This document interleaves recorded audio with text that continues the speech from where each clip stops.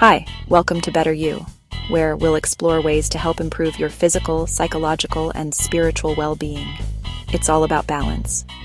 Today we're going to get into phrases that scream, "I have the emotional intelligence of a red brick." Look, we're living in an age where people think trigger warnings should come with their breakfast cereal, but that doesn't mean we can't work on becoming emotionally intelligent adults. And no, watching all 17 seasons of Grey's Anatomy doesn't count as emotional education.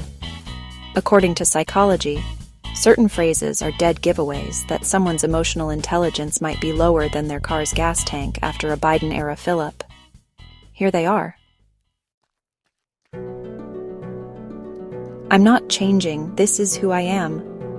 Ah yes, the battle cry of people who think personal growth is something that only happens to houseplants. While it's admirable to stand your ground like a patriot at a town hall meeting, there's a difference between having principles and being as flexible as a concrete wall. Instead of channeling your inner stubborn mule, try, "I need to think more about what you're saying. I want to be open to feedback about myself, even when it's harder to swallow than a tax increase." I don't care how you feel. This phrase has all the charm of a DMV employee on a Monday morning. Sure, we're not all going to sit in a circle singing Kumbaya while sharing our feelings like it's a mandatory HR sensitivity training, but completely dismissing others' emotions is about as helpful as a screen door on a submarine. Try this instead. "I'm sorry you're feeling upset.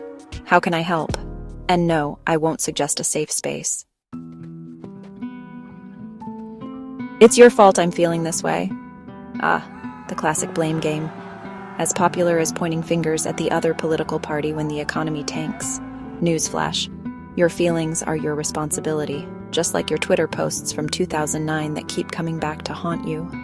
Better option, "I'm feeling very emotional right now," kind of like a conservative watching CNN. My perception of the situation is,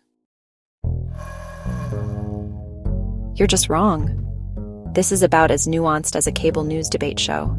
Just because someone disagrees with you doesn't make them wrong, though we'll make an exception for people who think pineapple belongs on pizza. Instead, try, "I want to hear your perspective, even when I don't see things your way. Can you help me understand why you're feeling this way?" And yes, this works even if you voted differently than me. Stop being crazy. Calling someone crazy is about as helpful as a chocolate teapot. Even if someone's acting more irrational than a politician during election season, their feelings usually come from somewhere real. Better approach. "I understand you're struggling right now. Your reaction might have more to do with your past than present." Kind of like how some people still blame everything on Reagan. "I can't forgive you.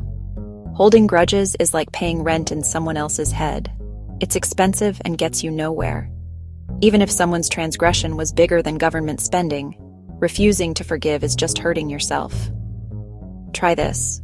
"I'm having a hard time forgiving you right now, but I'm working on it." Kind of like Congress working on balancing the budget, except I actually plan to follow through.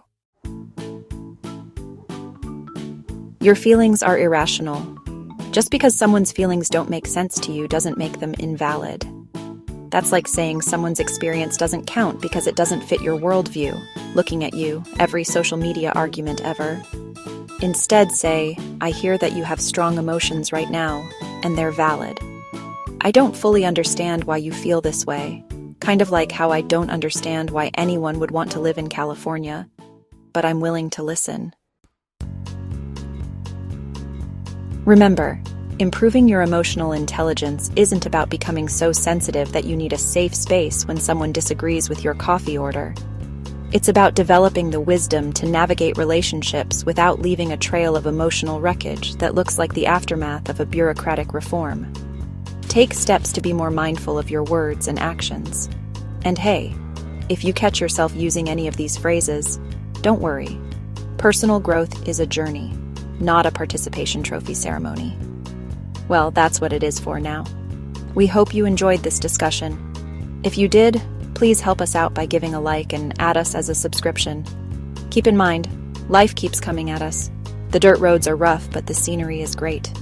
There's something good in it all. Enjoy the ride.